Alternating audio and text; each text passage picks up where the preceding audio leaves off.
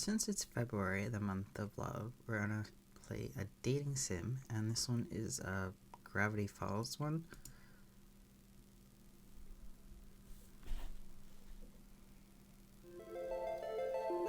I need to turn down the volume. Good old road trips, full of promise and ripe with potential for an adventure soul-searching and incredible scenery. At least that's what you thought before the novelty wore thin. As of now, your legs are cramping up, you're exhausted from your travel playlist 2 times over, and your stomach is begging for something to eat. On top of that, you're pretty sure you're lost. Driving through Oregon paints a picture of trees, and more trees. Especially on the endless winding roads that you taking up north. All the breaks in the pattern is a sign that zips past, with words that you're just able to make out. Gravity Falls. The road continues on, giant redwoods looming on both sides. You find yourself anticipating something. Because you drive on, you can feel it. Something strange is bound to happen here. Something weird. And then that's when it happens. Your car picks up speed. The change came out of nowhere, and you quickly put your foot on the brakes, but horrifyingly, the car seems to be driving on its own willpower. Trying to stay calm despite the panic welling in your chest, you pull the emergency brake only to find that the car resists and keeps moving forward, like something is pulling it. The car begins to rattle, the wheels screeching against the country road, and you're screaming until crash.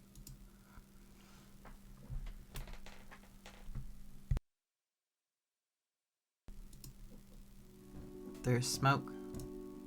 Why is there smoke? You cough, you fumble for the door, you manage to undo the lock just before the door is wrenched outward from your grasp. Something lands on your shoulder. A hand. Are you alright? A man stands at your open car door. His hand on your shoulder leaves to tilt your head up, and he pulls the flashlight. Oh my god, stop. Okay. And he pulls a flashlight from his coat, shining in your eyes. 2 blinks, and he gets your chin, and he lets your chin go. His eye darts over the rest of you, looking for injury. Still stunned, all you do is watch. What's your name? My name is Regular Person. Let me go check.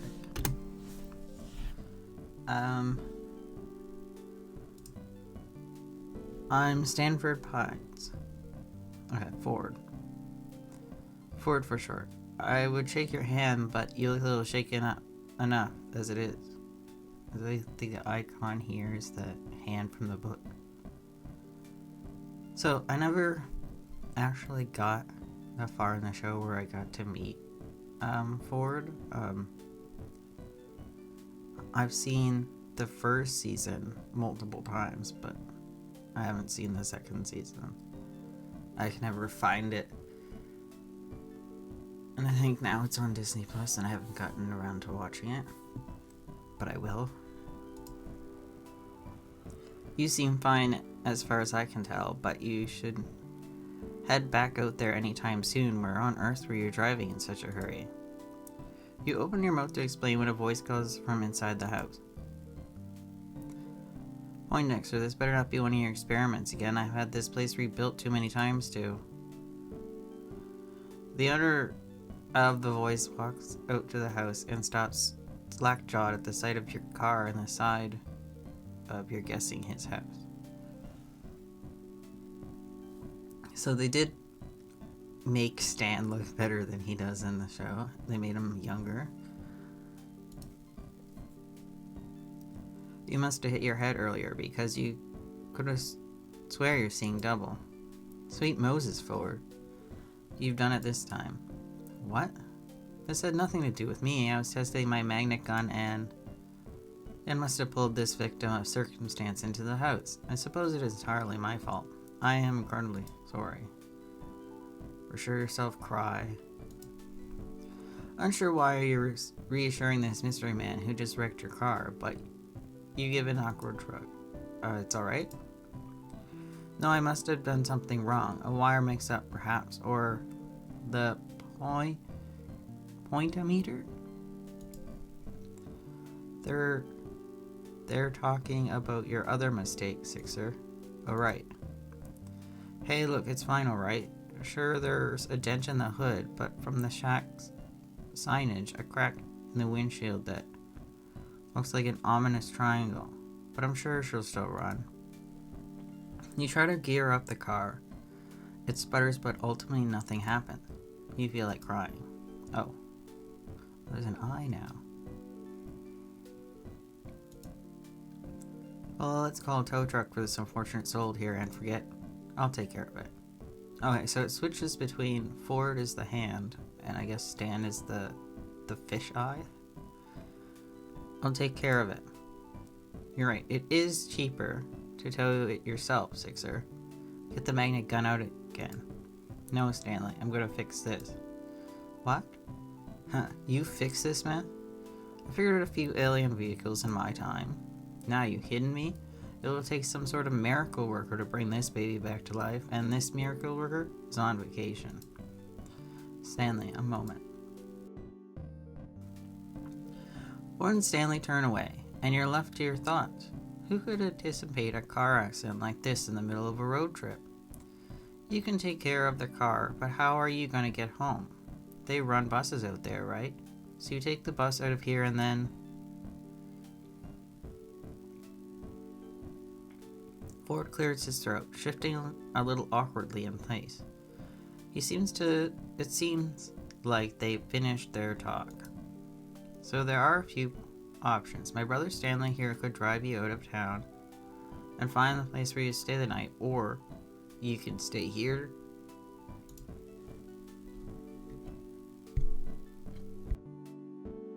We have some maps and information you can look at in the gift shop, and in the morning we can help you with your car. What do you say? Just as you're about to answer, another high-pitched voice comes from inside the house. This is Maple. Hey. Grunkle Stan. Picture this, a whole week of... Oh my gosh. Maple's so cute. The girl that runs out of the house comes and halts at the sign of your car. Oh great. Grunkle Ford? Why does everyone automatically think I'm at fault? Well, this time it is my fault. But I invited Jack to stay with us for the night. If they'd like. I'm sure I can fix this. I just have to figure out how. Stanley sighs.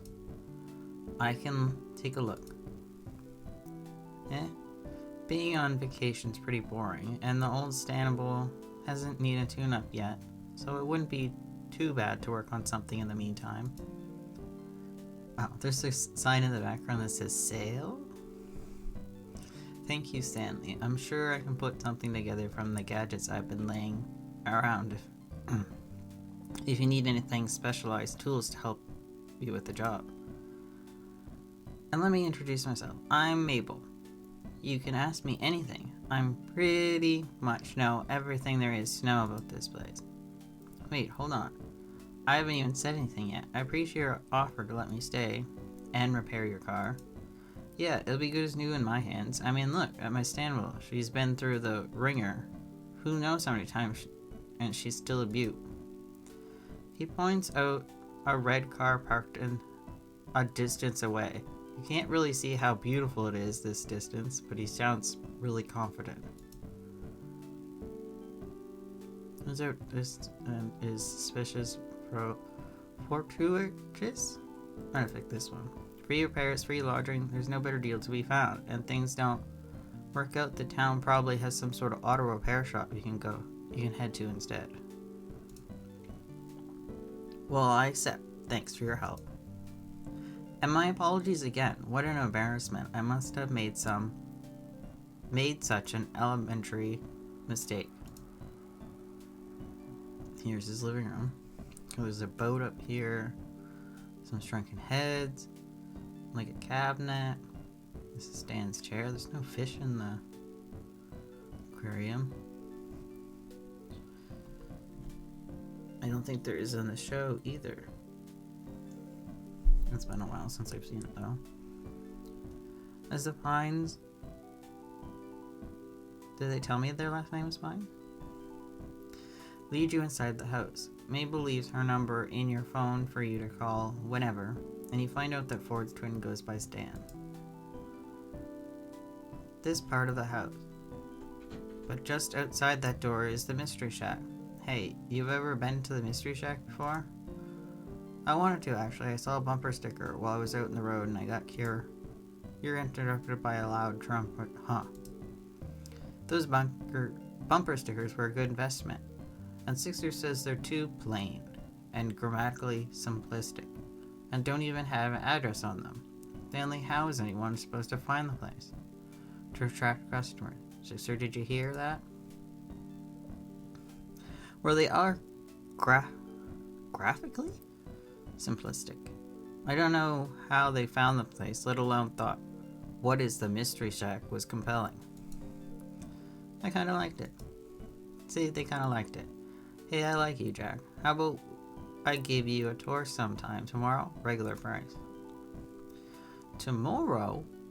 Then I'll have to squeeze all my get-to-know-you questions in today. Jack, tell me. Capybara? Yes? No? At that moment, a boy passes in the hallway at the far door, and Ford calls out to him. Dipper, my boy, I'm surprised I didn't see you run out to the scene of the crime.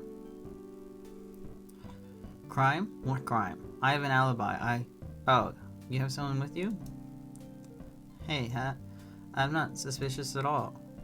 Did you guys see that car in the side of the shack, though? For a second, I thought the Manotars were back with a grudge. Oh yes, about that, Dipper. Meet Jack. I've stranded their car here by accident. They're staying here for a time being. Sorry, stranded their car? You here? You crashed it? Yeah, the S in Shack fell on it and everything. And the windows are cracked. One window, the windshield. And Jack was lucky to make it out alive. They were fine, no injuries thankfully. The magnet gun's rather safe despite never having been tested in a formal setting. Yeesh. Did you not, take safety precautions or anything? Dipper's is like the tree from his hat. Actually, the irony of the situation is that... I just got a text. Ignore the sound. Actually, the irony of the situation is that I was trying to install a safety precaution. Hey, if you two are gonna do your nerd talk, I'm gonna get Jack sewed up. Mabel, sweetie, why don't you show Jack around? Let them stay in, the storage room. That's still empty, right? I'll make it empty. The rest of the day consists of Mabel showing you the storage room you'll be staying in, and then the kitchen, and the living room, and the hallway, and the bathroom, and pretty much comprehensive tour of the amenities around a regular house. Eventually you find out the family is even more extended than you knew. The decorative dollies make it a lot more sense knowing a grandmother normally lives here, and her grandson, Seuss. Okay, so Seuss and his grandma moved in? Or was it Zeus? Whatever the name, you look forward to meeting him, and when he comes for work in the morning. When you go up to the attic, Maple shows you an open door to reveal Dipper, his nose stuck in a book, but you catch him occasionally glancing up at you as he pretends to read. The next, another of the family snorts at you from Mabel's bed. A rotund pink pig, who Mabel declares as her best friend and partner in crime, waddles. The two of you perfectly match, right down the chubby cheeks and the boopable noses. And in the evening, though you've still been in disbelief over the state of your car, the family dinner and after-dinner TV marathon. You've been invited to make it seem like a normal guest stay, rather than a forced circumstance. So this is my room. Souvenirs. There's something on the shelf. There's like a triangle pattern in the window. Returning to the storage room Mabel has shown you earlier, you find an air mattress waiting for you. And some more pillows, sheets, then a summer night worn. And sheets, then a... Oh, more pillows and sheets. Okay. You wake up to the weak glare of sunlight streaming through the small, high window in the wall. You can't remember your room having this kind of feature, or any hotel or motel for that matter. And then yesterday comes crashing back to you. Cursed artifact. You glance at the time to see that you slipped into the afternoon. Experiencing the accident yesterday must have left you tired out. Despite having been assured yesterday evening that you were free to do anything in the fridge, you still feel like you're imposing on the Pines family. And try preparing as polite a guest breakfast as you can. You wash your dishes in the sink before you leave, and just as you're about to exit the kitchen, you bump into Ford. Yes, from yesterday, of course. For a good solid moment, Ford regards you in awkward silence. Ford clears his throat. I believe Stanley taking a look at your car outside if you want to be there for it. You give a nod and make to leave for the real this time when Ford speaks up again. And Jack, I'm sorry for the accident. If I'd been smarter about it, well, let's just say it's entirely my fault. And you shouldn't worry about this at all. When it comes down to it, Stanley does have a knack for cars. Particularly back on the road in a matter of weeks. Weeks? You can't keep the dismay off your face. And you can't really bring yourself to try to either. What am I going to do with weeks? Ford, who'd gone kind of uncomfortable and closed off when your face felt recovered at the prospect of a question he can answer. Well, there's a town of tour, of course,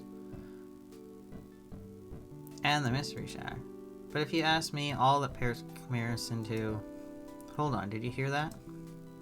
Ford turns to the kitchen doorway to investigate. Sounds like... The sound comes again. This time you hear it as well. The squeal of a pig followed by a pair of quick footsteps running down the stairs. Waddles tumbles past the open kitchen doorway and Mabel comes into view soon after. A few sheets of paper clutched in hand. Ford steps quickly out of the kitchen and you follow to the doorway. Getting there just in time to see an apparent tug of war between Mabel and her pig. A saliva-covered sheet of paper. The paper rips, and having nearly toppling backwards from her efforts, Mabel recovers, snatching the scratch of paper from Waddle's jar and lifting it both pieces up victoriously. Aha! Mabel once again. Now I just get a flying grunkle Ford. Ford, who'd run forward and held a hand out steadily for the energetic time when she's been in danger of toppling over, now finds a number of crumpled sheets of paper shoved into his hands. Mabel tugs earnestly at his coat. Grunkle Ford, you have got to help me. Ford kneels down to face Mabel with a suspicious though concerned look. Slow down, Mabel, what's the matter? Dipper found a stack of papers from your old journals, and I walked in and Waddles ran up and started eating one. He must have been chewing on it to warn me. Grunkle Ford, because look.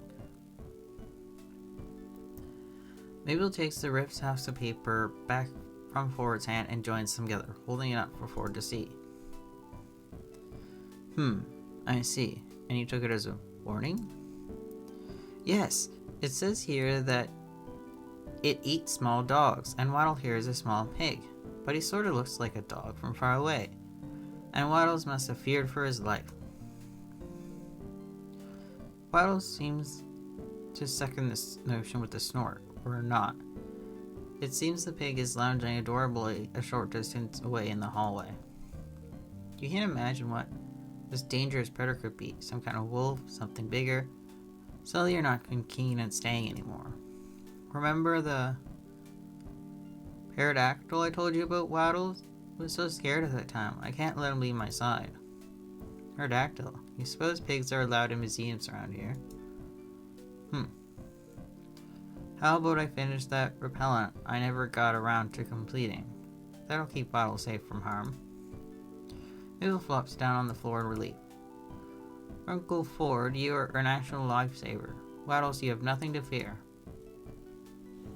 Ford chuckles, lifting himself out of the kneel and stand back up. Alright, I'll go get my recipe. Ford turns to leave and suddenly you remember, with nothing better to do the weeks you're going to... That with nothing better to do here for the weeks, you're going to be here. What? Nothing better to do with the weeks you're going to be here. It wouldn't hurt to get to know Ford. He seems to know what there is to do around town. Anyway, you'll need to do that not to die of boredom in the first week. Or more pressingly, you could go check on your car and see what Stan's made of it so far. You're not exactly eager to face seeing your car on the side of the house again, though. Okay, so this is the first choice. I kind of want to go for Stan because I know him and I don't know Ford. But yeah. Okay. After Ford leaves, Mabel rolls away with her pig towards the living room. You head to the house in search of Stan.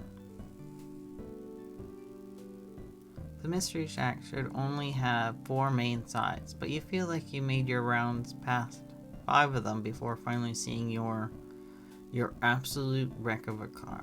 You swear it looks even worse than it did when you crashed it. Stan stands before it, hands on his hip.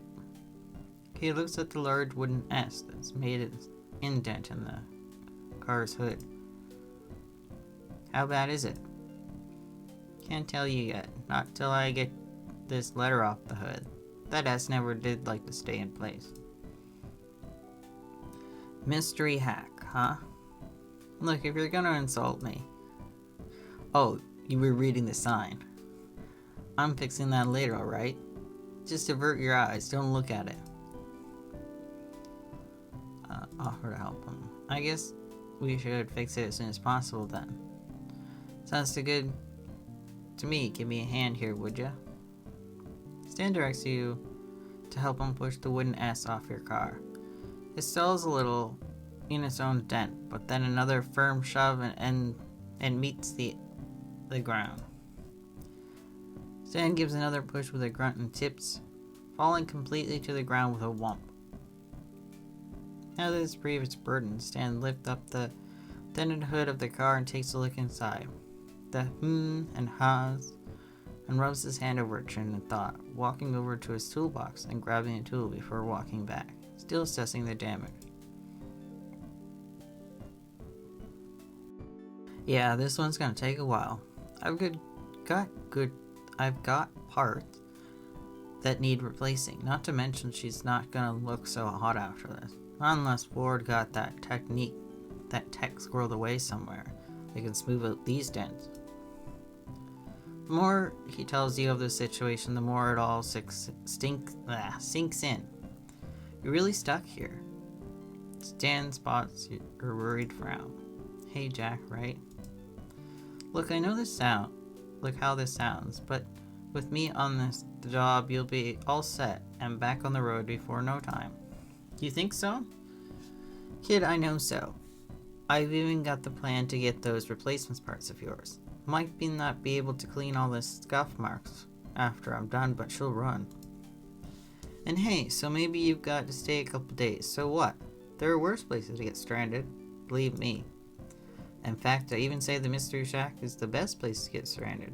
We've got all tons of stuff for people just passing through. Merchandise, magic, mystery, any other M words, mayhem. You get the idea. Stan tosses the tool in his hand back in the toolbox before exchanging it for another. He works for a little while longer in silence. Metallic clangs and the occasional heavy breath of all that mixes in with the sound of the outdoors. You stand by awkward, uncomfortable, and a little useless. Can I help with anything? Know anything about cars? No. Tin straightens, cracks his back, and sets down the tool before casually leaning against the nearest load-bearing surface. He wipes his forehead, lets his hand fall to his waist, and gives you an assessing look. How about colleges? Tall tales? Improv? Yeah, I think I can handle that. But what does it have to do with this? You just start the stranded car, held on limbo between life and death, by nothing other than Stan Pine's car expertise and a little luck. Nothing. I was planning on having you help me with Zeus around the shack. A favor for a favor. What do you say? What's more interesting than helping Ford with his pest problem? Yoke said. Alright, follow me. You follow Stan back into the mystery shack, passing the showrooms and getting a glimpse of an energetic figure leading a flock of tourists through the veritable sea of obviously fabricated oddities. You hear the words, and this is the ninth wonder of the world, right in the mystery shack. What makes this place world famous, dudes. Stan notices you're pacing slowly as you listen and tosses you an explanation back for you. That's Suits. During the operating hours, he's the Mystery Shack's one and only Mr. Mystery. I told him he didn't have to keep the shack running while he's on vacation, but the kid's got a passion for the role. Are you interested in this kind of stuff? I was thinking about going on a tour. It feels weird now that you're staying at a tourist trap, though. And you're kind of going to poke fun at things. It's harder than to do when you have to live around your tour guide. It's fine, really. Nah. I want to give you the tour of the place. You'll get one of the founder himself. You hear one of my plugs on the radio? You weren't really paying attention to the radio during the drive. Just taking the word Siri. See, the sign points to the place for over a mile down the road. And you were pretty preoccupied with the Oregon scenery, but I guess you did see some signs with question marks on them. That's some vague advertising. Just seeing what works. Bumper stickers, huh? Still got one on Ford. Anyway, follow me, folks. Well, folk. Get ready to be amazed. Dan starts leading you back the way you came. You trail behind him a little skeptical, but definitely curious. Then you see the founder would leave this toy. Is Zeus the founder? Stan laughed. What? No, I'm the founder. Built this place from the ground up. Well, metaphorically speaking, the house was here, the junk was here, and I was the one who spun this place into a wondrous house of mysterious junk. Dan gestures with his arms like he's smoothing out a rainbow. You're not very impressive. Prepare to be amazed. You're still not very impressed, but the energy's got you hoping you'll be amused anyway. There's a tour group in the showroom now, so I'll be taking you in a different cycle that completely misses them. We're starting in the gift shop.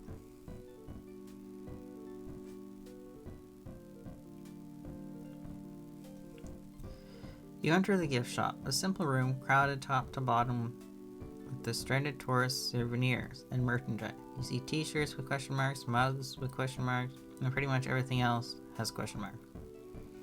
It's impossible.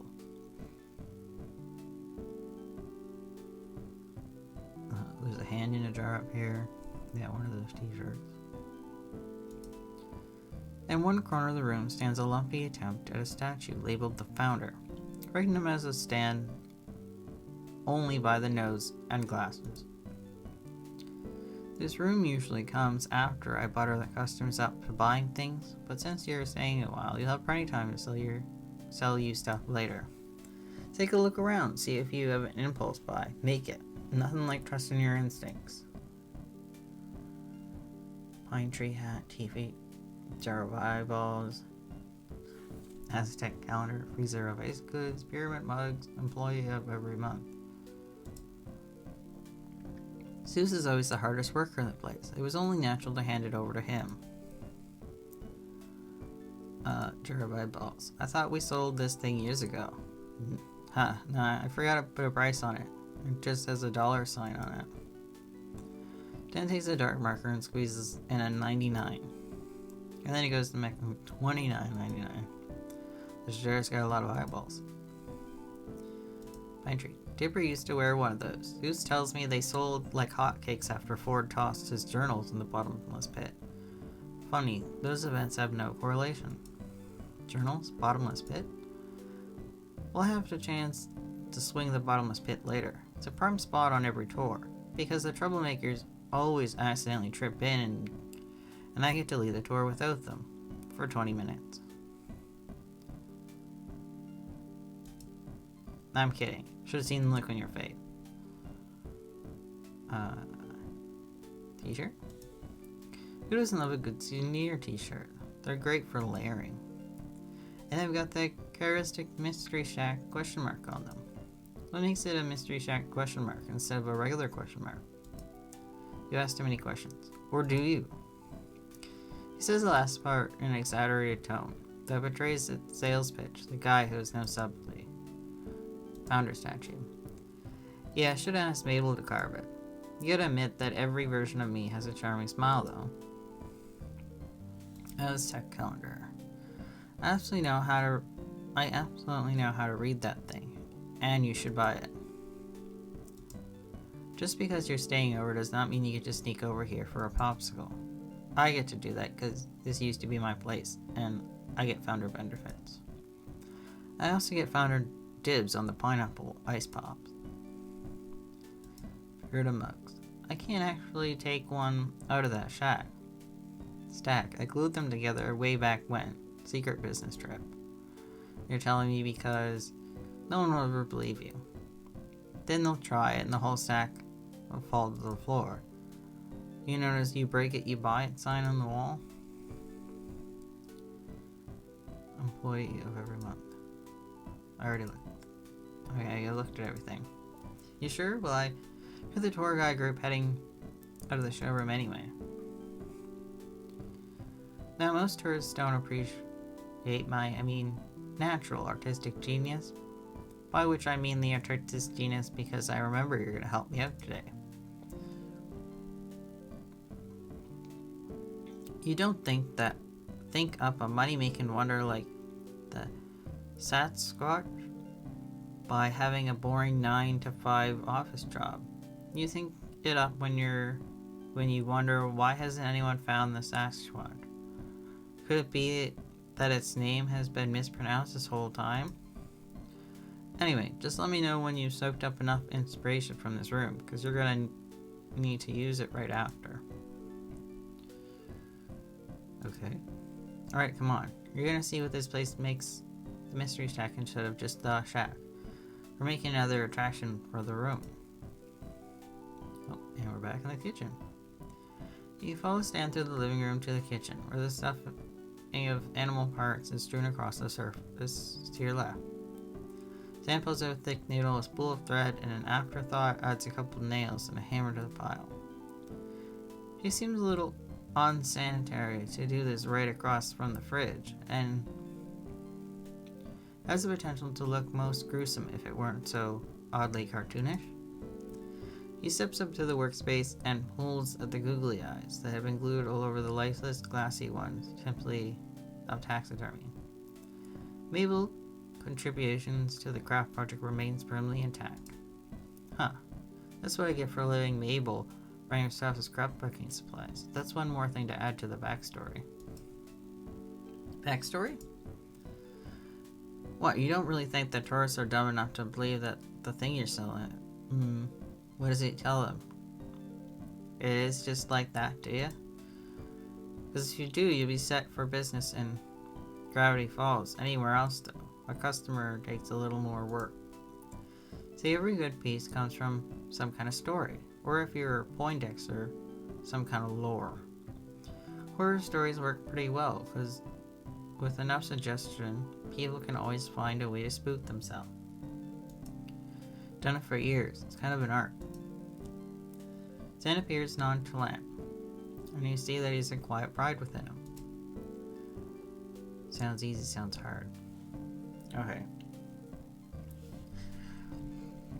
So, you say if it sounds easy, he might take offense, but you sound hard.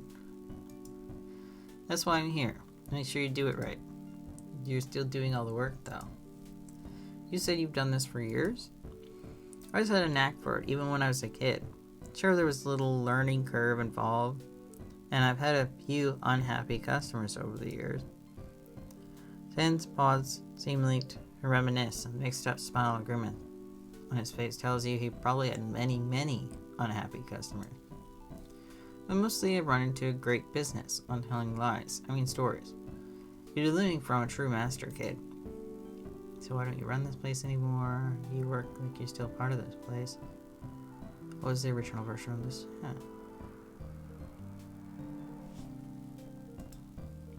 Stan grin melts into something softer, maybe a little bittersweet. My brother wanted to drag me off on a trip with him. Couldn't say no, and I couldn't just close, so I left it all to Zeus. He practically grew up in this place, you know. Definitely wouldn't have entrusted it to Wendy. She's usually the cashier around here in the summer. It's weird having to explain all this to you. I keep thinking you already know it all. You work like you're still part of this place. You can't take the man out of the mystery sack, but you can never take the mystery out of the man. Specifically me, which is why I'm back to work even though I don't have to. 30 years of the same routine will do that to you. What was the original version of the shack? Vision? Make money. What other vision do you need? But over the years, sure, I used the mystery sack line for advertising, but who isn't curious? Who doesn't want to be amazed? Kids are the most skeptical of the bunch, so let me tell you, once they hit about 8 or 9, they'll love trying to prove it's all fake. Then they get older and they realize there's nothing good left in the world unless you pretend there is. And everyone pretends along with you, because they're all desperate. Stan turns his attention back to the workspace, and you notice once more the daunting selection of items that lay upon the table. It's not the number, but the variety that makes you unsure of how you're going to craft something out of this. Yeah, I don't know what you're going to do with this stuff. Surprise me. Stan walks off to the side. He guesses to do some work of his own. You're glad he's not going to watch the whole way through.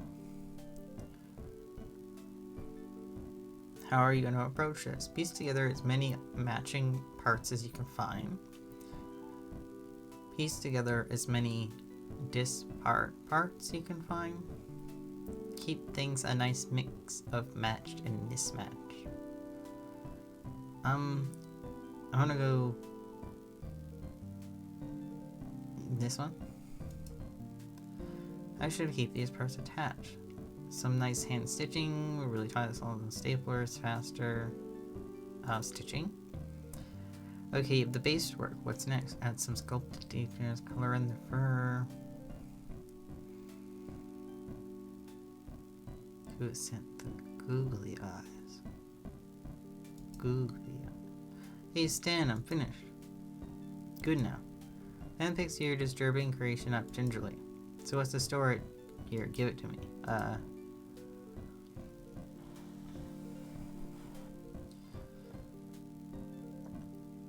Just have fun. It's fish gherkin, a fish squirrel chicken. Stan knows so brazenly. Sounds like you got a hang of this. Alright, this is things close to show ready as I'll get. Wait here a second. Stan carries that showcase out of the room.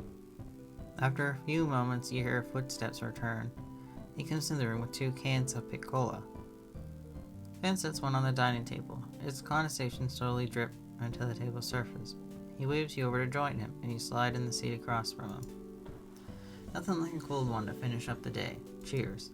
He picks up his can, gesturing towards you, and with it he leans gesturally back in his chair, and you watch as he takes a sip.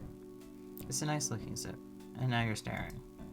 You pull over your own can and pop it open. Got any questions for me? Talking tends to ease me into a new place. It might do the same for you. Let's ask about him. Tell me about yourself. Stan laughs nervously. What is this, a first date? Well, I'm Pines, Stan Pines, Imagineer, town darling, used to be the proprietor of the Mystery Shack. He pauses and stays paused. You give him an explanant look that wants him to continue, and he clears his throat nervously. What, you were serious? I don't get this often. As long as I can get people to listen to me when I'm selling them something, and even then it's tough luck. The last time someone listened to me, they tried to eat me. Do you believe that? I barely got much meat on me. And keep going, you just can't end it there. Stan gives an uncertain smile, which becomes a full-on grin. He laughs. Alright, I'll tell you. So you see this irresistible thing called revenge? Stan tells you a tale of a road trip, a mountain full of mummies, a woman who is secretly a spider. You don't believe a word of it, but you find yourself enjoying it anyway. Then knows how to hold his audience in a decent suspense.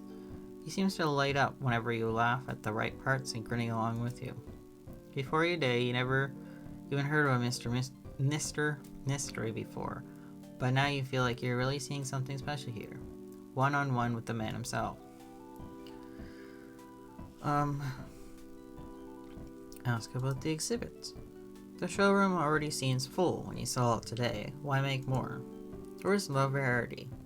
I put up a sign advertising a new attraction and they come pouring through the doors. When I started this place, I didn't think, like making these used to be another thing that made money. Now I'm stuck with it. Guess 30-something years of routine will do that to a man. Sanson's gruff, but it's a fond gruffness. Sixer keeps familiar habits. Helps too, so I've kept up with it. I could sell some of these as art pieces. Sure. Yeah, I could play them up to buyers and sell them at even more ridiculous prices than usually would. I guess ask about Ford. Is Ford usually like that? Yeah. I mean, trying to fix what ain't broken and ending up making trouble? Nah, he was the good twin growing up. You were the troublemaker, I can tell. Stan laughs. You have no idea about his past. You're really interested in me, huh? Or do you ask anyone these kind of questions? I'm mainly interested in you. Alright, ever heard of smuggling pugs? No? Exactly. That's because everyone in the business is good at keeping secrets. Really good. Why am I telling you now? I'm out of the business, I don't care. It absolutely isn't so that if the authorities ask questions, you can give them false information that leaves them off my trail. Right. Send those you up with false information that may or may not contain kernels of truth within them. It's surprisingly hard to tell whether the craziest parts are embellished or the real deal. Stan tips his head back to get in the final sip of it. He sets his empty can down with an air of finality. Well, Jack, you did good for the first try. You feel like helping me around sometime, returning the favor of the car, let me know. You nod and Stan gets up to leave, when you remember something. Wait, I still owe the price of admission, right, for the tour earlier? Huh? Nah, don't worry about it. Give me something to hold over you if I need it. He says that he leaves, but even from what little you've seen of him, you feel like Stan's not the type to really hold that over you, at least not for anything serious. The tourist trap might come to offer you more than you thought. Aww.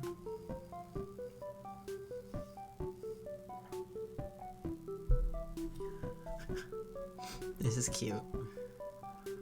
It's like Mabel's drawing. Huh, looks like this hack is like working out. Call the artist, I hear wedding bells.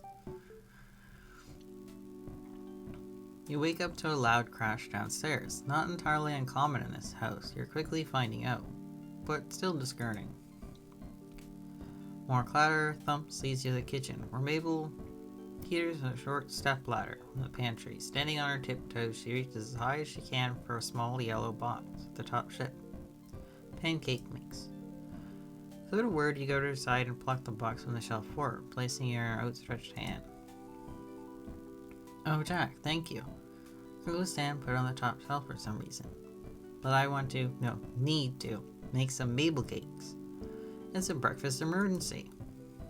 She waggles her free fingers in your face and you can't help but laugh. You can tell the house becomes more alive when there's kids around. Want to help make them? We only need chocolate mix, coffee, pink food coloring, a pot of Goldos to make the breakfast team a real breakfast reality. As delicious as that sounds, you're inclined to ask where the coffee comes into the mix when you realize the house is suspiciously quiet. Mabel, where is everyone? Her Grunkle Stan needs stuff for your car, so you went to go the mechy-techy stuff for that. I think Grunkle Ford's somewhere. You hear the abominable bro man was trying to steal soda from campers, so he went to help them out. Yep, that's where he went. Totally knew that. So they left you guys to make breakfast on your own?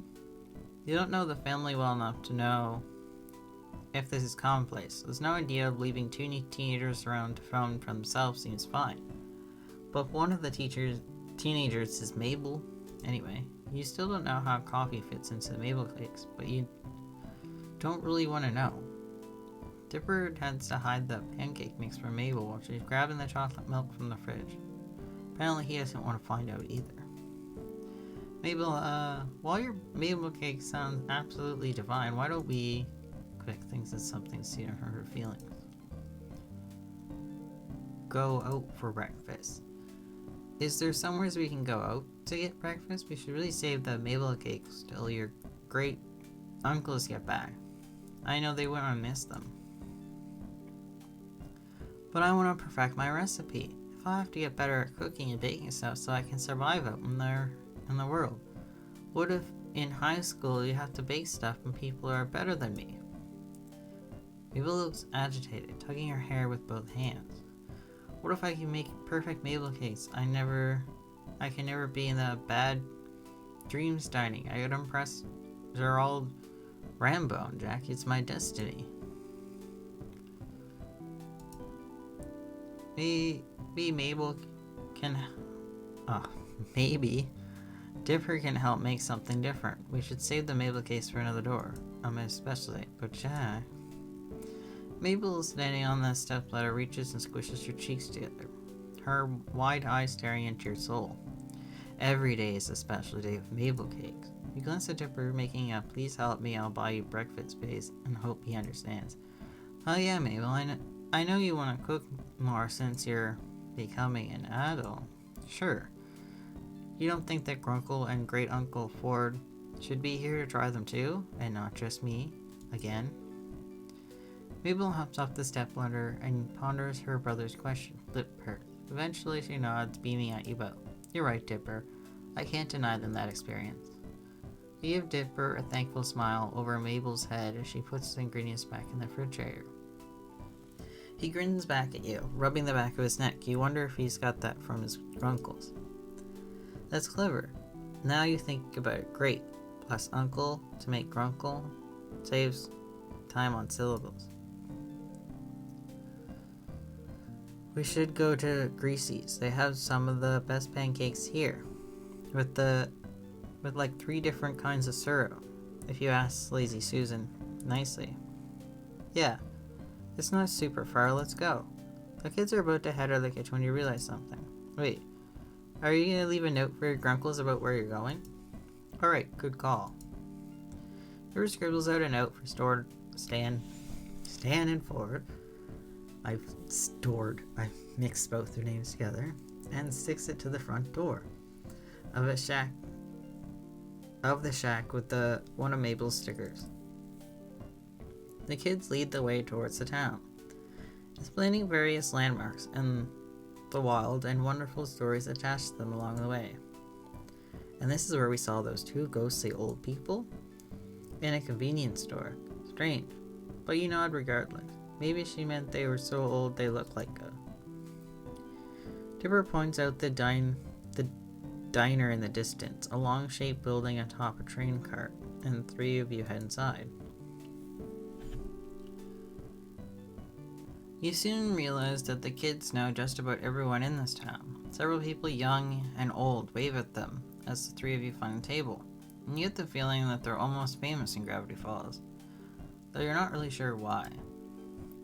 They're pretty cute though. Mabel blows the paper wrapper of her straw at at Dipper's face and retaliates by swatting her with the limited menu. The elderly woman in a pastel pink waitress dress comes to the table. You catch her name on the tag, Susan. Hiya, kid. And stranger, what can I get for you? Pancakes, all 3 syrup for me, please, lazy Susan. Same for me, actually. Lazy Susan turns to you, notepad in hand. Coming right up, sweetie. Lazy Susan winks with her good eye, of course, and heads back to the diner. The wait for your food arrives feels longer here than most, mainly due to Mabel and Dipper using this time to interrogate you. At first it's somewhat intimidating. You literally crashed into their house and started hanging out with their great uncles, so they have lots of questions. One of the irrational fear of 2 13-year-olds fades out. You recognize their interview for what it really is. They care about their grunkles. If you do start hanging out with them more, they want to know as much as possible. Mabel's questions are somewhat nonsensical.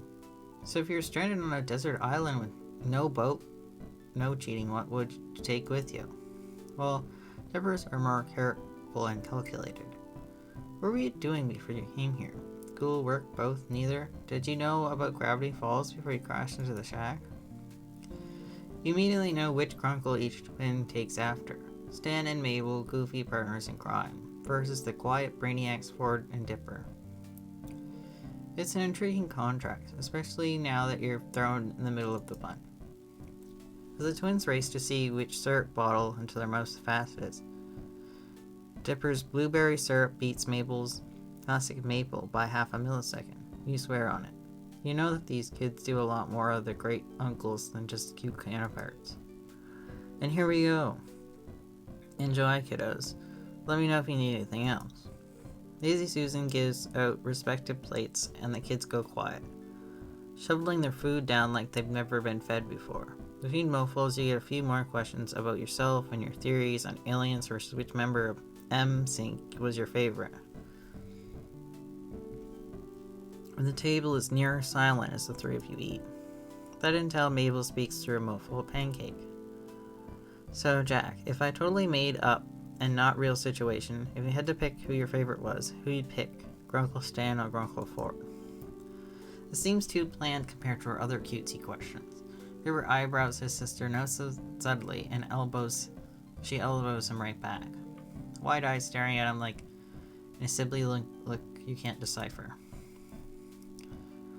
Like say you're in a movie, like one of those weird movies Uncle Stan watches on TV with the ladies in poofy dresses riding horses.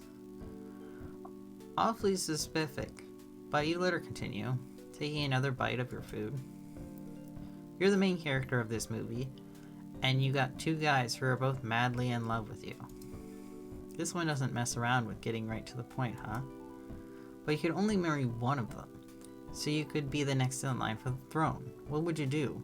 If Grunkle Stan and Grunkle Ford were your choices, who would you go with? Mabel. That's kind of weird, isn't it? Like, really weird and kind of gross.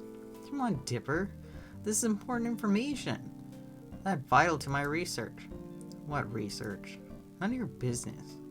Yet, I'm still gathering other research.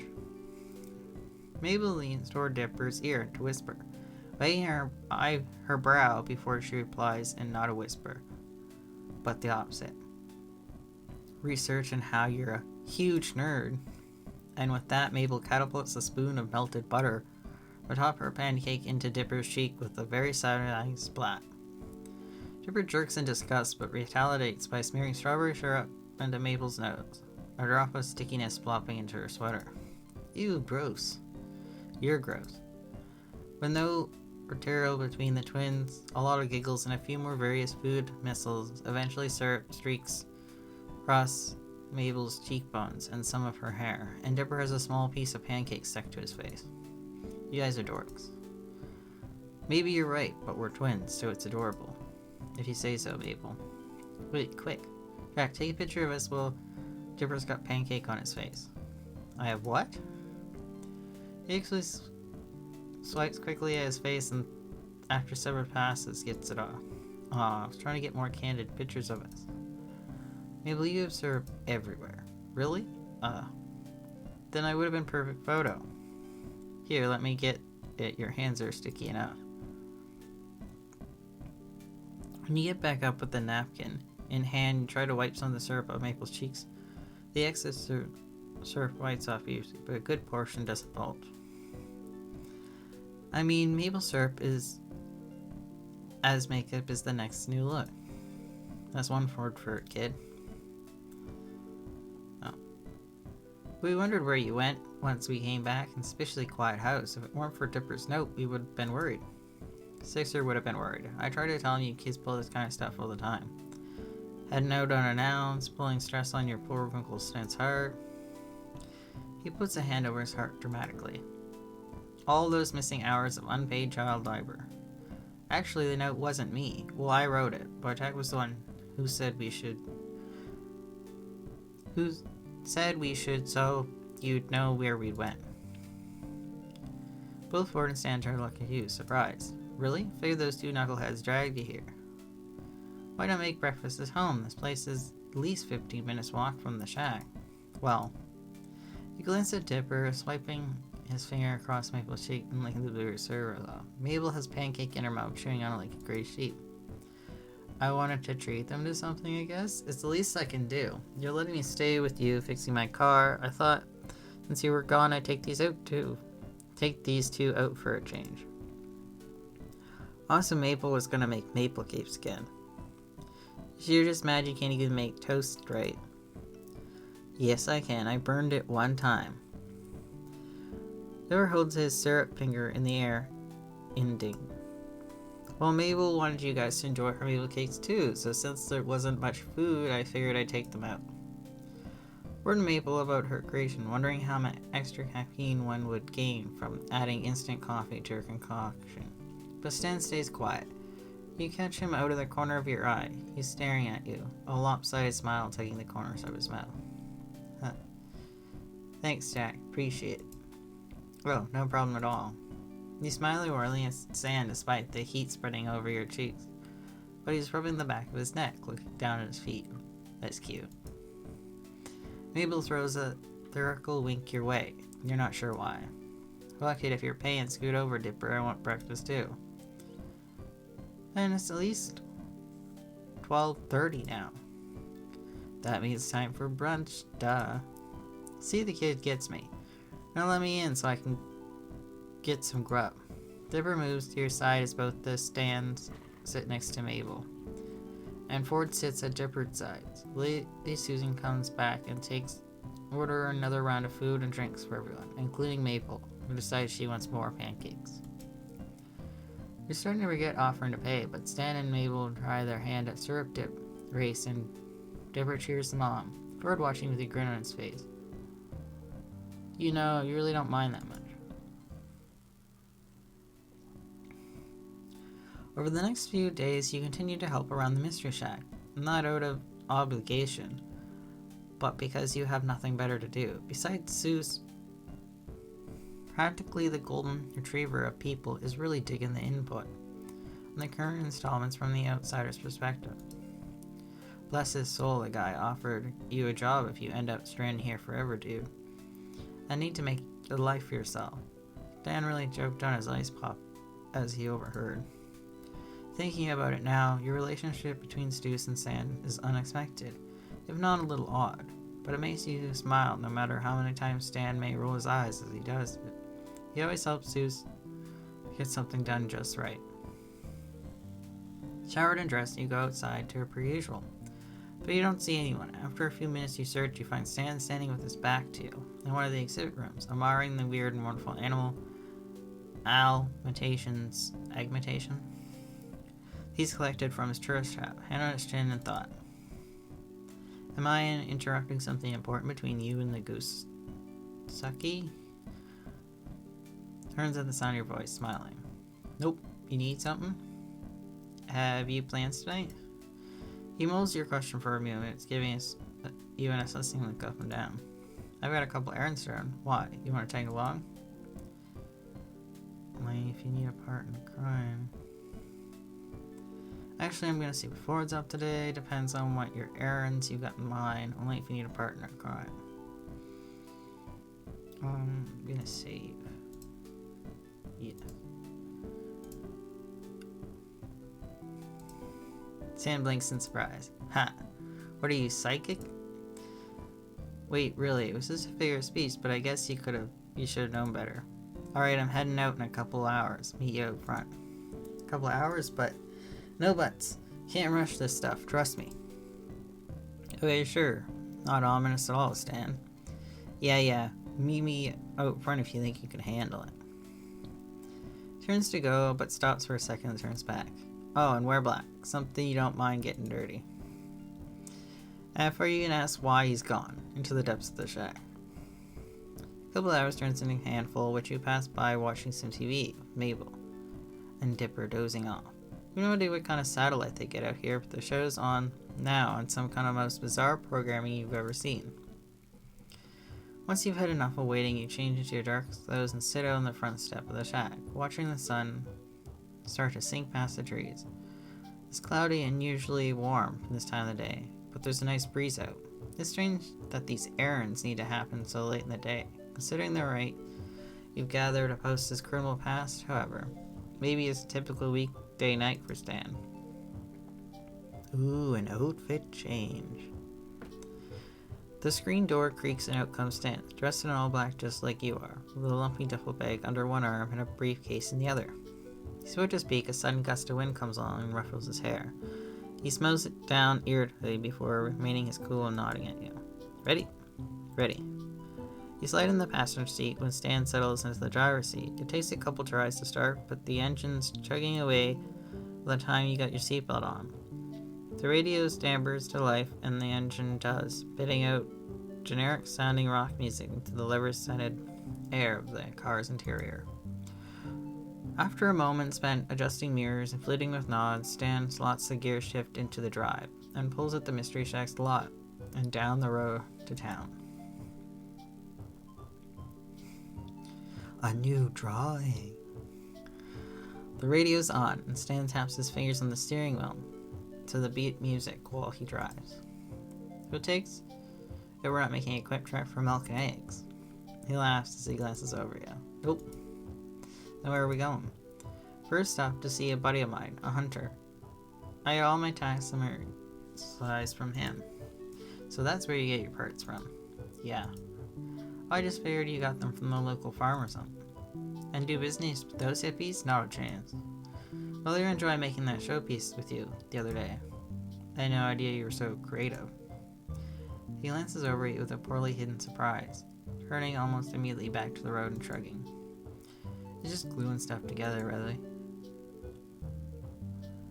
That's one way to talk about it. No, it takes a lot of skill. You really have a gift for it. He turns to you again and his cheeks go a little pink when he tries to see the smile you're giving him. Well, thanks. After a moment, he faces the road again, but now he's tapping out the rhythm of the song with a little more enthusiasm and even humming the chorus as he drives. Do you have any other hobbies? He rolls his toes back in his stride, his head tilting a bit off towards the window. These days I spend most of my time out on the boat with Ford, hunting monsters, discovering things. He pauses, watching the road without expression. I used to box.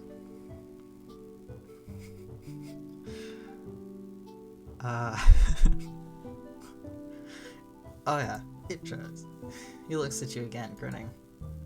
That's amazing. I wish I'd grown up doing something like that. I wouldn't mind showing you a few things if you wanted. Yeah. About 20 minutes of rural scenery. Stan pulls off the road onto a long gravel driveway and disappears into the woods. Is this the place? Stan nods and rounds a turn, revealing a clearing populated by a trailer home and a couple of sheds. The trailer is a bit run down and shabby, but one of the sheds looks like it's one of the strong sneeze from collapsing. Not really the place you want to be at night, alone with a guy you practically just met. To be honest, did you bring here to murder me?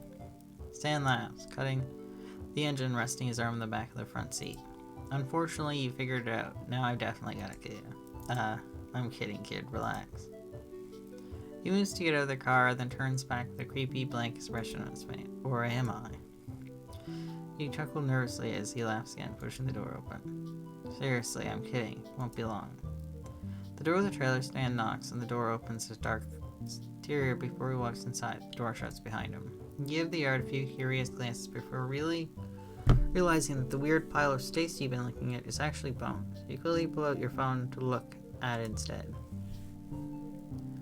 10 minutes later, Stan's back carrying a large cardboard box in both hands. You see him fumble with the handle of the rear left door for a moment before you reach back for the seat and pop it open for him. Peek inside the box reveals a few various shades of furry something and an animal skull you don't recognize. That doesn't seem like something worth busting out all your dark duds for. Why aren't we by chance robbing a bank, are we? Because I would have brought clothes. Stan laughs. Nothing like that. He starts the car up again and you're back on the road. Somehow I'm not quite convinced. Well, who knows where the night might take us. Could be legal, could be not. That a problem? Nope. Could we swing by a jeweler and need me watch?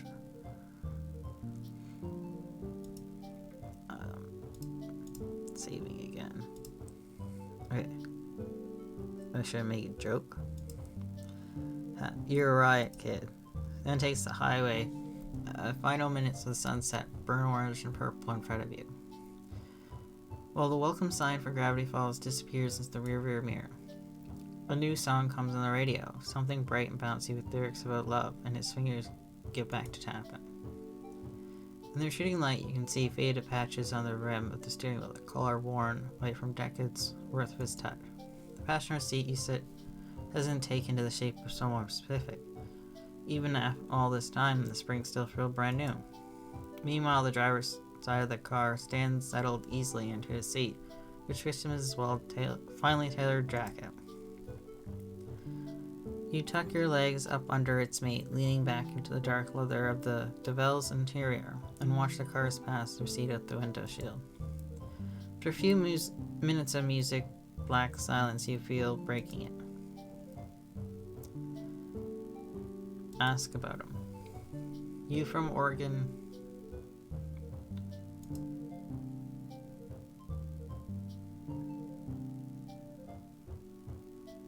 You from Oregon originally? Nah, I'm out east, Jersey, a little town called Grashard Beach. I asked name your town after something dangerous. That'll bring in tourists. You'd be surprised. What's it like? He shrugs. Well, why move out here? That's a long story. His voice is quiet. He watches the road ahead with intense focus, but the expression doesn't last long before he brightens a smile over at you. You don't want to hear it anyways.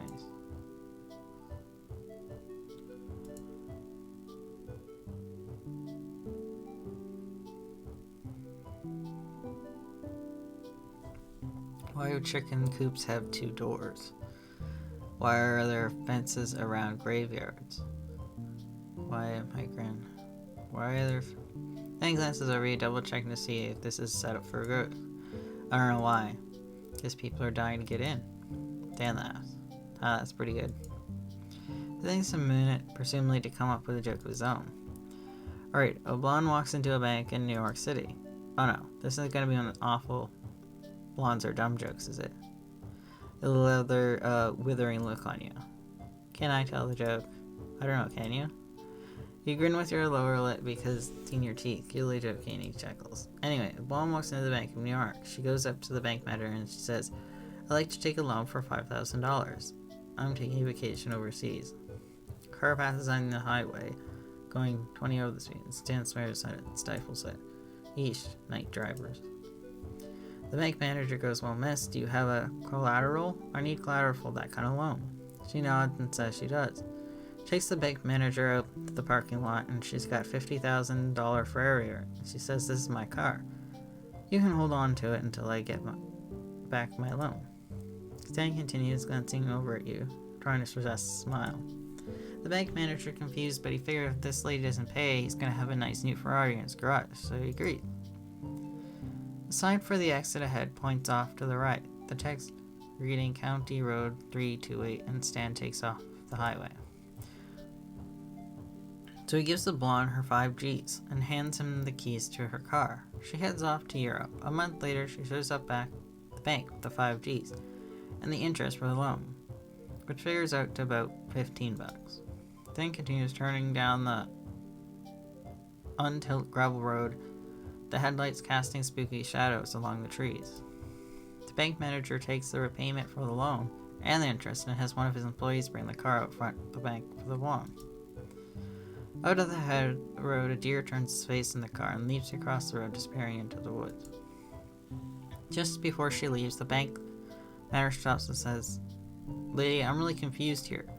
You clearly loaded enough to afford this car, and you paid back the loan, and then some.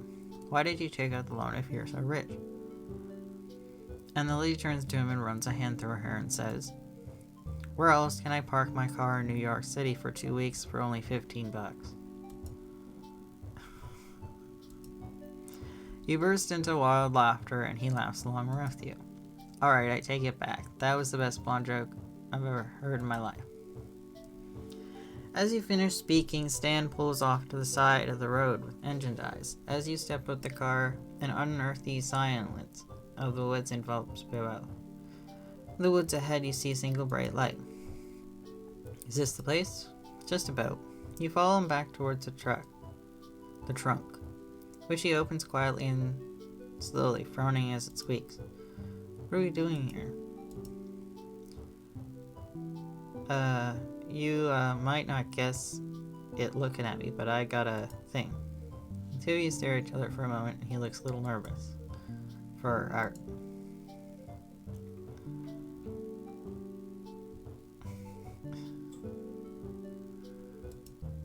He brightens, smiling in the dim haze of the trunk light. "Well, this clump up the hill here is one by this artist, Gustav Glog, something. Snuck in from right underneath me at the auction. I'm trying to buy it off him for years, and the jerk won't sell no matter how much I offer him. And trust me, you meet this guy, you know it's out of spite. So we're stealing it? You got it, kid." Alien, surprised you haven't done this sooner. Alright, save. Stan laughs quietly, fishing around the duffel bag for you don't know what.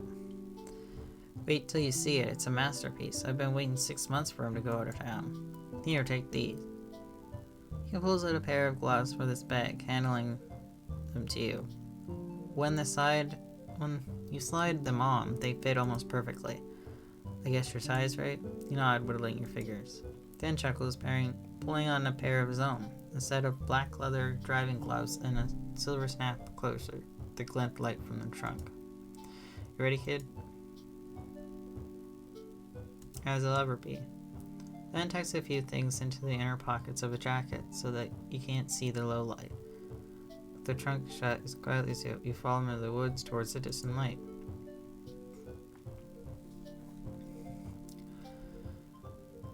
As you near it, the porch takes shape with the night's glow. Behind it, the dark shape of the house sits in even darker woods. Stan leads you past the front porch and around the corner of the house to a set of stairs that appears to lead in the basement. This is my favorite part." He withdraws a small black shape from his pocket, something that looked like it might be a pen. The pen-shaped thing turns out to be a small flashlight, and he holds it in his teeth as he opens the black case to reveal a set of lock-picking tools. "You're a lucky person, kid. You get to see the artist in action." He gets to work inserting one tool in, wiggling it down the bottom, of the keyhole, and then pulling out another and poking the innards of the lock with it. You glance around the darkness as he works, half expecting to get caught before you go anywhere.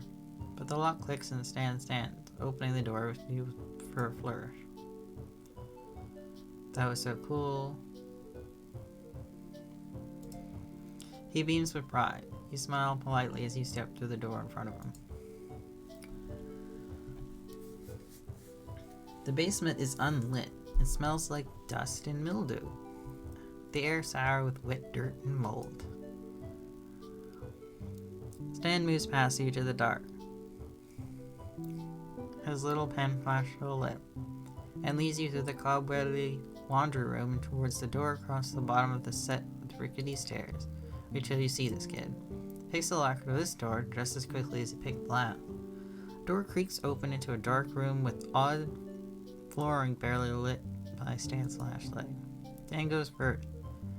As you follow him in, he hits a light switch, revealing a beautifully done gallery with plush lit carpets and gleaming wooden platform full of paintings of sad clowns. That's what I thought this was. Yeah, it's a... What is it? Forget his name. The villain of the first season. The kid. His dad has a clown painting. Was it Gilbert? I don't know. Anyway, Stan looks more excited than you've ever seen him. Yet his arms crossed over his chest, a warm smile on his face. Can you believe that? Can you believe that hillbilly chump has a collection like this? You shake your head slowly, still looking around the room with wide eyes. Someday all these are gonna be mine. Come on, I'll show you the one we're here to get. You follow him to the back of the room. He stops in front of a large painting of a clown with bright red lips, blue circles on his cheeks, his eyes outlined in black, the calmly lured eyelashes painted into his eyelids. His neck ruff droops sadly, and his costume is dingy and worn. What do you think? It's a little creepy. This is beautiful. No, I don't want to say all that. This is beautiful because he likes them. You like this kind of thing.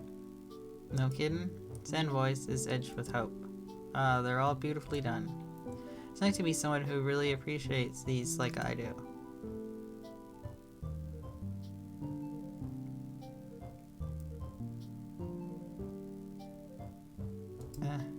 Well, why not? This is a masterpiece. The way the artist has captured his pain, the way the framing makes him look so small and pitiful, even though he takes up most of the canvas. The juxtaposition of the inherent joy of clowning and the anguish this man clearly feels is what makes this kind of painting really special. Well, let's get this thing off the wall and out of here.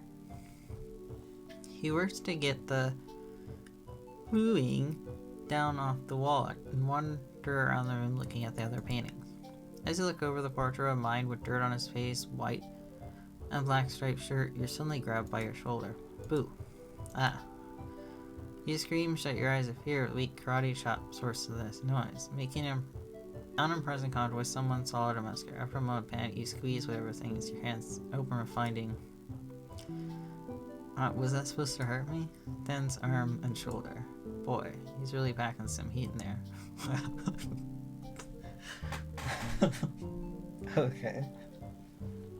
Wow. Really flirty with him, I guess.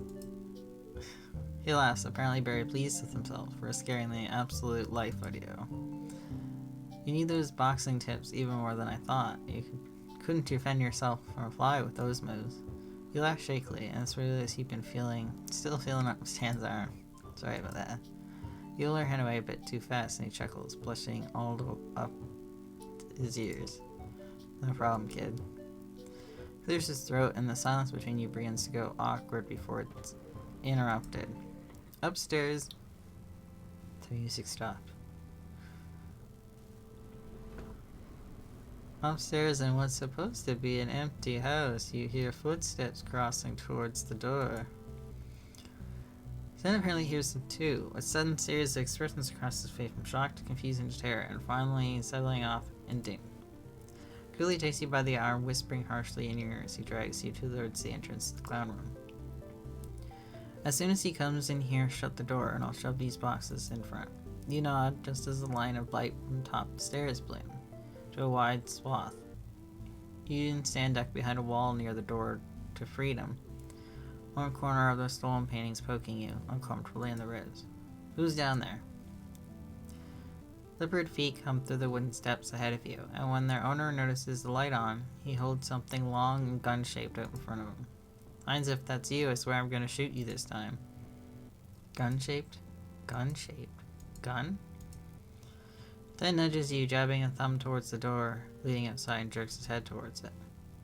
You take a step from behind the wall and take Stan's hand in yours. You pull into a jog and then a run, the two of you scrambling up the concrete steps out in the cool night air as the voice shouts behind you.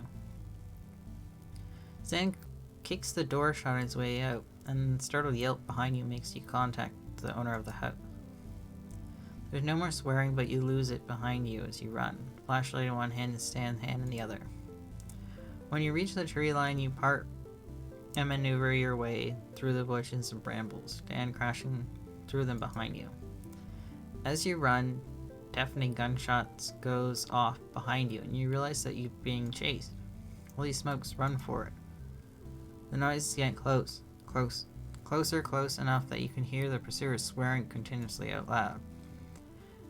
You slow a bit, flashing your light behind you and raising the beam to find a distant but visibly enraged face of a man with a rifle in his hand.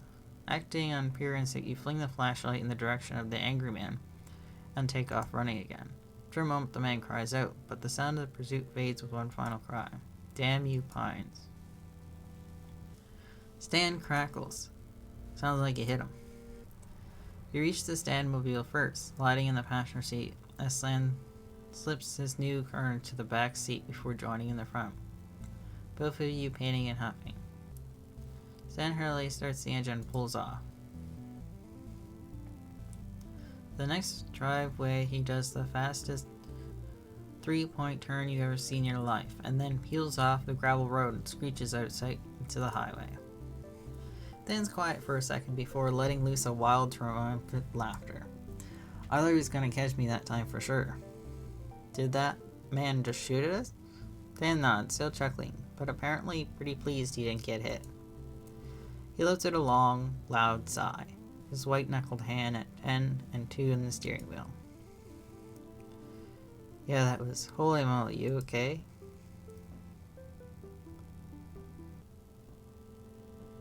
Yeah, that was a lot. I'll let you know when I find out.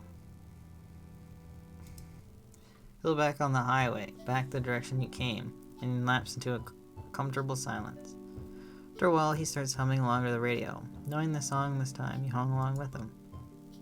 Gravity Falls welcome sign passes by again. But the route Stan taking doesn't seem to lead back to the shack. Instead, you come to a stop outside rows and rows of used cars, a car dealership. Stan slides out of the car, withdrawing something from the pocket breast of his jacket. Once you get out and around the front bar, you see it's a cigarette. Mind if I smoke? No, go ahead. Thanks.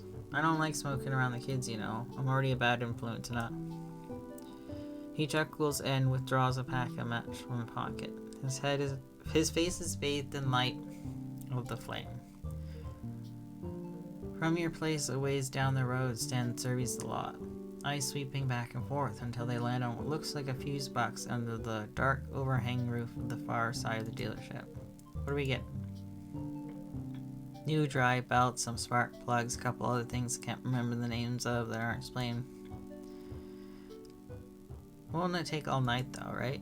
He shakes his head, taking a long drag from the cigar, smoke rolling off his lips and into the night. You lean back against the front bumper of the car next to him and stuff your hands in your pockets. There isn't much light pollution around here, so the stars are bright and numerous above. Provided the car can get fixed up, this might not turn out to be such a bad trip. Take a deep breath through your nose. The smell of sweet, heady cigar smoke and the crisp night air fills your lungs.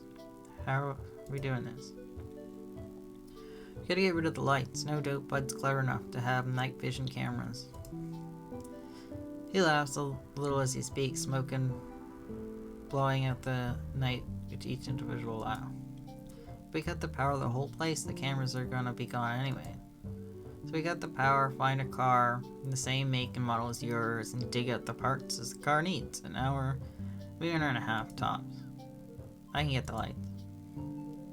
Dan turns his head and looks at you. Waving a fresh cloud of smoke, accidentally inhales in your direction. You sure?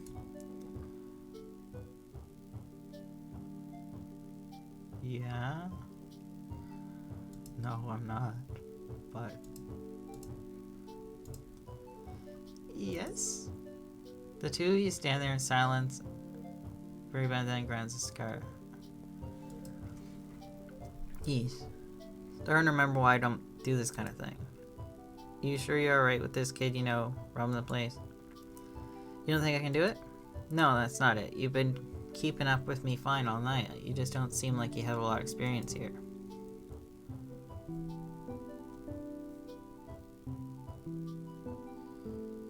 Huh? He smiles, a warm, genuine expression that ignites something fuzzy and soft inside you. You don't notice you're staring until he turns away, moves towards the trunk. He reaches into the car and pulls a lever under the driver's side in the front seat, and the trunk pop opens. You follow him to it. After rummaging around in the contents for a minute, he brings out a pair of pliers. Alright, you go over and take care of the lights. I got a few things to get together.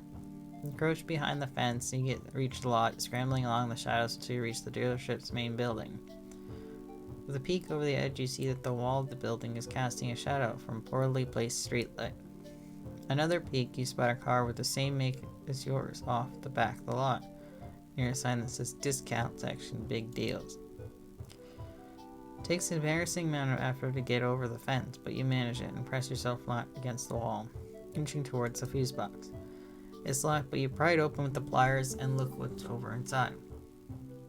A bunch of switches, some wires.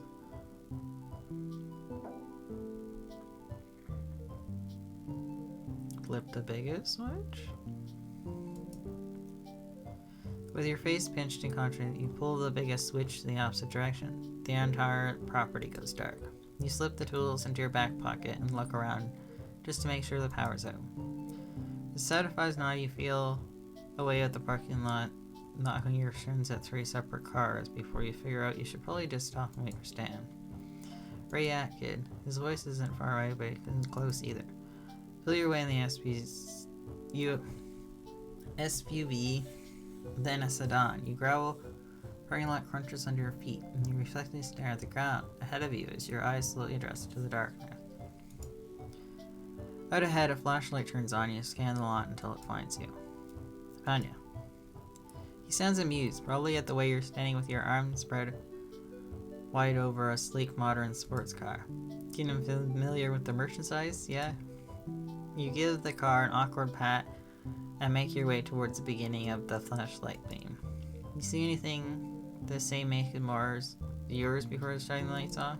Yeah. There's one in the back of the discount section. It's kind of insulting now that you think about it, actually. He hands you the flashlight.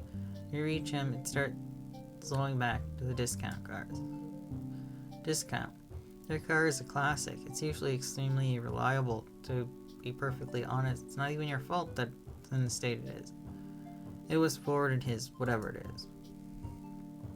Your deep and salty thoughts when hands suddenly grip your ribs on either side. Gotcha. You scream and throw back your elbow at whatever's holding you, and you hear Stan yell and fall, clatter the gravel, metal like he scared you again. Holy smokes, kid. You turn the flashlight to wherever you heard him fall and find him with a hand cupped over his face, blood dripping from his gloved finger. Yeah, I deserved that one. Oh shit, I'm sorry. Nah, I'll be right, just help me out. You tuck this still lit flashlight into your back pocket from reaching down and finding his hands in the dark to pull him up. Once he's on his feet, you retrieve the flashlight. You bring the beam to Stan's face, holding him a handkerchief over his nose and squinting. He only brought a backpack with him. He's still sitting on the ground where he presumably dropped it when you elbowed him. You know, that was a really solid hit. You got a lot of power in there. I don't know if you were just saying it to be nice earlier, but I could really show you some moves, teach you how to direct that string.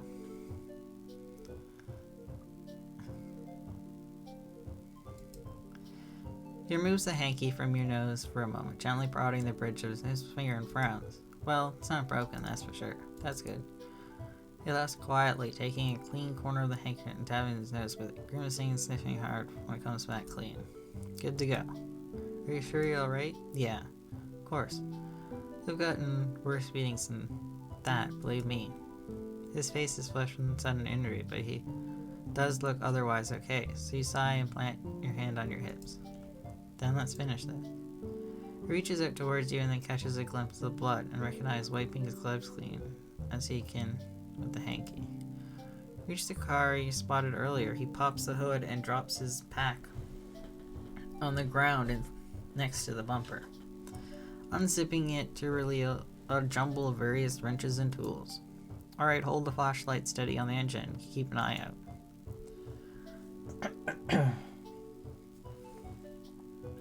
I better keep an eye out. It doesn't take him long to get what he needs in your car. Shutting the hood and setting... That was quick. What would have happened if I watched him? Keeping a lookout is definitely important, but you think as he rolls his sleeves and his... Oh, so that's what that action was. That's wow. His left hands are deliberate practice movements without hesitation, zeroing on the spark plugs immediately. Bends over the front of the car.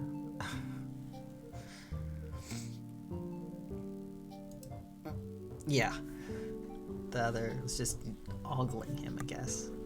You're suddenly very glad it's dark. So you feel blush spread over your face all the way out to your ears. It doesn't take long for him to get whatever he needs for your car. Shutting the hood and setting back packs with the stuffs into it. That was quick. Now the parts you need are easy to find. It just takes the right... Hey, what's going over there? That you, bud? The beam of the flashlight finds you both, and Stan turns around quickly, leaving the bag behind the hood. Oh yeah? Pines, what the heck happened to your face? And what are you doing here? Hey, are you storing parts again? No. Inches closes until your shoulders touch. Behind you, he pushes the bag into your hand before lowering his voice to speak at you. Run for it. Keep the bag out of sight and toss it into some bushes nearby. I'll get it later. You nod, picking up the bag and holding it behind yourself. The flashlight by the road moves closer, and so scoot away from the car and backwards. Hey, where are you going? You move backward a little fastward, still keeping the bag out of sight, and then the light leaves you to check on Stan. You make a break for it towards the back fence, throwing the bag over ahead of you. The new voice nearby speaks, and you yell, Hey, where you going, burglar? Under arrest for burglary. And then a shout from Stan behind you, and the heavy thud, and one of the car alarms starts. You're surprised by the alarm. The second cop gets his hand around your wrist and a left pair of handcuffs on you. Better quit your squirming there, buddy. We caught you fair and square. Oh, come on, buds. I saved the town from an interdimensional demon. Give me a break. Sorry, Stan. We gotta do this. Then grumbles quietly, and the man behind you leads you towards the road behind Stan, or was, who's now got him in cuff. You need to get out of this, but how? Go for the cops. No, I don't want to go for... I'm gonna grab something off his belt. That's a little... Yeah. You close the space between you and the cop behind you. There's something moves between your hand. Bring back. Oh, you're not sure what it is, but it's cold and metal, and you slip it into your back pocket. Shoot, darling. We don't have the cruiser. Me and my ideas were romantic strolls in the moonlight. Well, why don't we just... Commander Stan's car. Commandeer.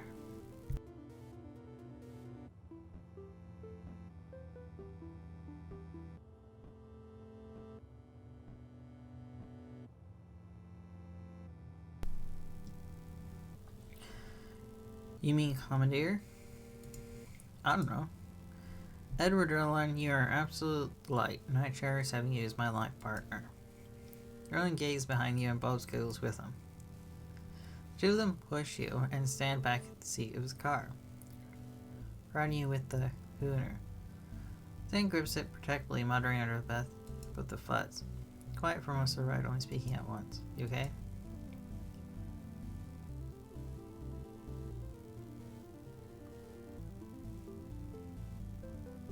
Yeah.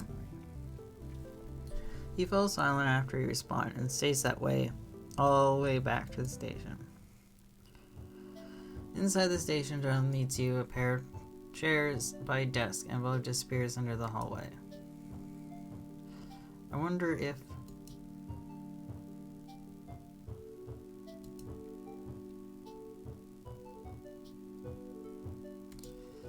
it kept lookout, probably still would have got arrested by the cops. Sets on his face after directing his frown at Darlon. He takes you and Stan down another hallway to a set of cells. At first, he withdraws a set of keys and opens the door. You and Stan are uncuffed with a solid, somewhat alarming clang, and the door shuts and locks. You two better get comfortable. We'll get your prints in the morning. Stan grumbles, settling down into one of the provided bunk beds. You sit down on the one facing him. He peels off his gloves, tucking them inside out into his pocket, and fills the loose thread on the thin wool blanket of the bunk bed. Through the door, beyond the hallway, you hear Dunlop saying about fancy black figure paints to bulbs. There's a bright fluorescent light, and you can see there's still a bit of blood smeared under his nose and his chin. You feel a flush of embarrassment when you remember you're the one that did that to him. I can't wait to see how everyone back home reacts when they find out I've been arrested. Well, this is sort of not great. Are we really in jail? Am I having some kind of weird nightmare? This is not so great. I don't know. How are we gonna get out of here? Dan shouts, crossing his arms over the chest and flopping back into the mattress. Don't think we can, kid. We'll see if I can convince them that you got hypnotized or something into coming along with me. Keep you out of trouble. If you're gonna go down for this, then so am I. He laughs quietly, propping himself on his elbows. I don't want to get in trouble with the law, kid, trust me. This isn't my first night spending the night in jail. Not by a long shot. Sounds rough. Yeah, well, it goes. It won't be so bad compared to 5 years in Colombian prison. There's a story behind that, but it doesn't look like he wants to tell it in the moment. Anyway, it's the only way we're gonna get out of here is with the keys. Then we could just slip out the window or something. Think for a moment, stuffing your hands in your pocket, and suddenly remembering the thing you grabbed off the second cop with Erlen. Oh wait. You jump to your feet and dig in your back pocket, drawing a small metal thing you stole to find out it's a set of keys on the plastic keepsake photo fob. Stan's not looking, staring down at the floor of the cell instead, but you think you know what to do with these. You go to the bar and cell looking for Darlene. Hey, can you hear me out there? You dropped your car keys. A faint discussion from the other room stops, and a moment Darlene comes into view. Where'd you get my keepsake key fob? I've been looking for that. You hold it out through the bars with both hands. As he reaches for his key, you reach to his belt with your right hand, unclip the ring of his keys from his belt. He doesn't notice. Merlin thanks you for returning his key fob and gives you both, you and Stan, a scrutinising care before heading back to the hallway through the door. You hold the keys out in front of yourself and jingle them triumphantly, like what I got off Darlene. Then stares at your hand in disbelief, and then at you, then at the keys, and back at you before laughing incredulously. Are you sure you don't have experience with this kind of thing? Dan takes the keys from you, looking them over his palm. He smiles up at you, and looks down at the keys, covering his mouth with his hand, striking it down over his chin. I can't believe I'm shown up by a tourist. We'll get used to it, buddy, cause I got skills. He looks proud, smiling up at you like you just handed him $1 million. Well, what are we waiting for? Let's get the heck out of here. Stands to your reach through the bars and try to keys until one works. The door swings open with a quiet creak. Creep out of the hallway to the door. You open it crack, looking at the lobby, and see Bob's asleep on the front desk, Darlene not in sight. Slowly you pull the door open and move into the lobby. Stan taps your shoulder and whispers low. We gotta get my keys. You see them anywhere? You glance around the spot next to them where Bubs is asleep. Drill pulling on the table. Shoot.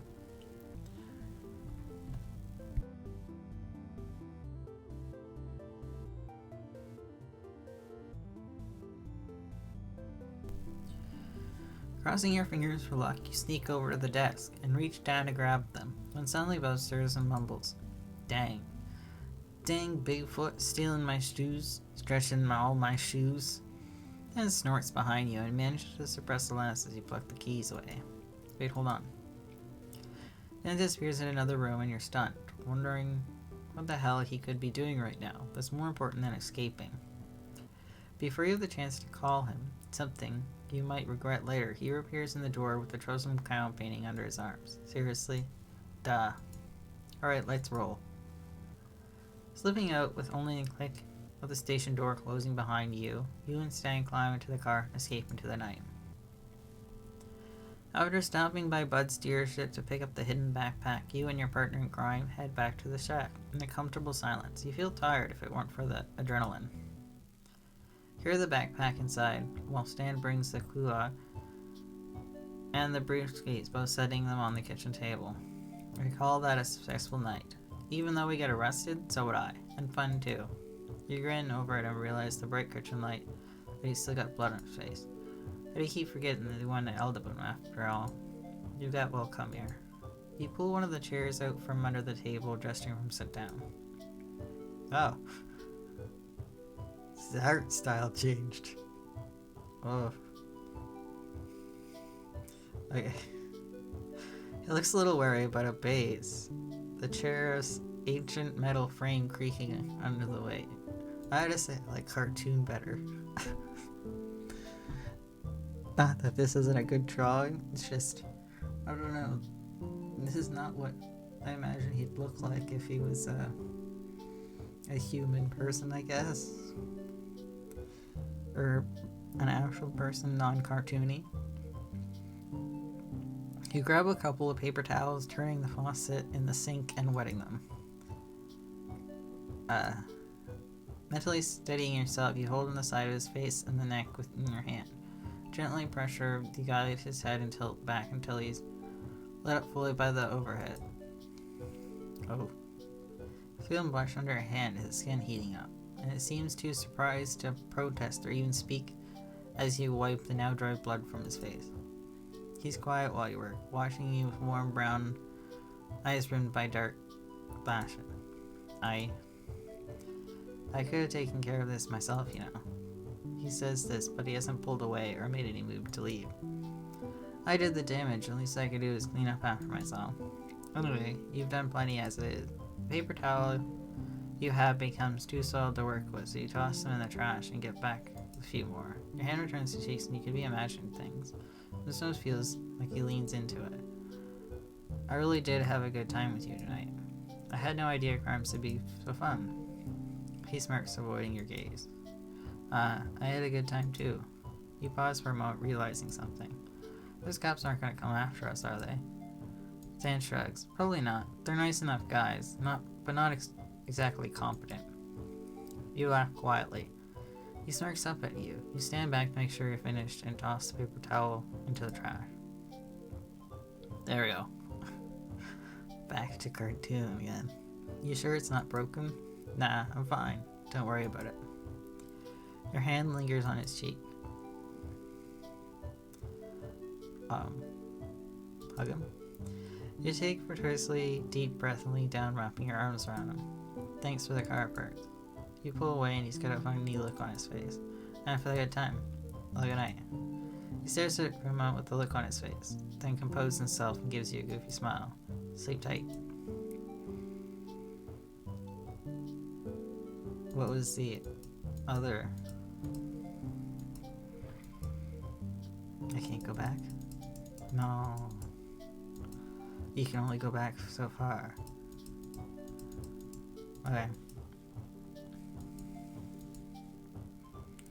You brush your teeth and change into your pajamas. It's not until you get into bed that you realize you're still smiling. The rest of it all completely faded, but after a while, your eyes grow heavy and you drift off to sleep. Nobody's back home is ever gonna believe this. Ooh. It's like you were made for each other. Can you give me good dating tips? You're good at this. Okay, so I think I'm gonna leave it here. I've been playing this for a while now. I'm gonna leave a link in the description, so if you want to play this game, you can play it yourself. Romance, one of the Grunkles. Thanks for watching.